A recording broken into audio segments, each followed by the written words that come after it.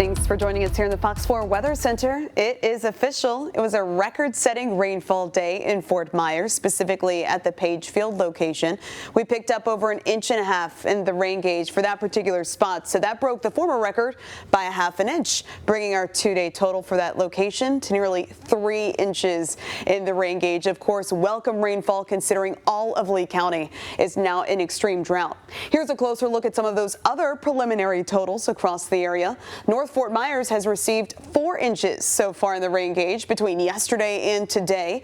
For LaBelle, we're over 3 inches. Cape Coral here at the Fox 4 studios, we've picked up almost 2.5 inches in the rain gauge. For Naples, around 2.25 alongside Immokalee. Going back to yesterday, for Moorhaven, we've picked up almost 2 inches since yesterday as well. And for Port Charlotte, around 1.3 inches. Let's take you live now. Let's head to downtown Fort Myers, where aside from a passing sprinkler or two this evening, the heaviest rainfall is now wrapping up, and we're starting to see a few breaks in the clouds as we look live northbound here, crossing over the Caloosahatchee River and the Caloosahatchee Bridge from the Luminary Hotel.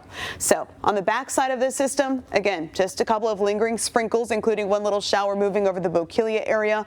Most of the storms, the heaviest rainfall, as well as the lightning threat now on the East Coast. We no longer have any storms here across Southwest Florida, nothing producing lightning at this point. So certainly good news if you are out and about. Still a couple of lingering rain showers, though, right along State Route 29. So traveling from Immokalee up to the Felda area, still seeing some of that light rain.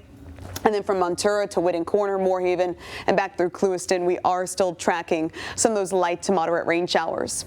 Broaden out that view, and basically if you are north of that line, aside from a lingering sprinkle, that's about it. So showers and storms will be fully wrapping up and out of Southwest Florida by 10 o'clock, if not a touch sooner, as we can see some of that drier air already starting to build in. And tomorrow morning, a dry start. So tomorrow, you can leave the rain gear and grab those sunglasses, because sunshine, high pressure will be making a return. So here's your planning forecast throughout the morning. We'll wake up to partly cloudy skies at 7, 8, and 9 a.m. By 12 noon, we're mostly sunny with those temperatures warming into the lower 80s. So as we head through the rest of this evening, best chance for those bigger downpours staying on the East Coast. Showers, of course, gradually thinning out, and eventually those clouds will be partially clearing overnight. Still expecting to wake up to partly cloudy skies, some cases even mostly cloudy, and then those clouds clear out. As high pressure builds in, that means dry air, and that will lead to lots of sunshine for your Tuesday afternoon. Winds will become more westerly. At times we'll see some gusts around 15 miles per hour, but for the most part expecting those winds between 5 and 10 miles per hour.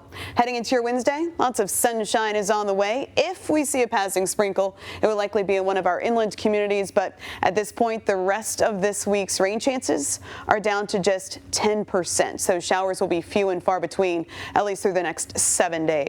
Upper 60s, lower 70s will be how we kick off your Tuesday. High temperatures climbing into the mid and upper 80s, a couple of degrees below average, and that's simply because of a little cold front coming through. Not seeing much in the way of a major temperature drop, and certainly the upper 80s aren't going to last long. We're back to the lower 90s Thursday, Friday, and especially looking ahead to the weekend, 93 degrees expected both Saturday and Sunday.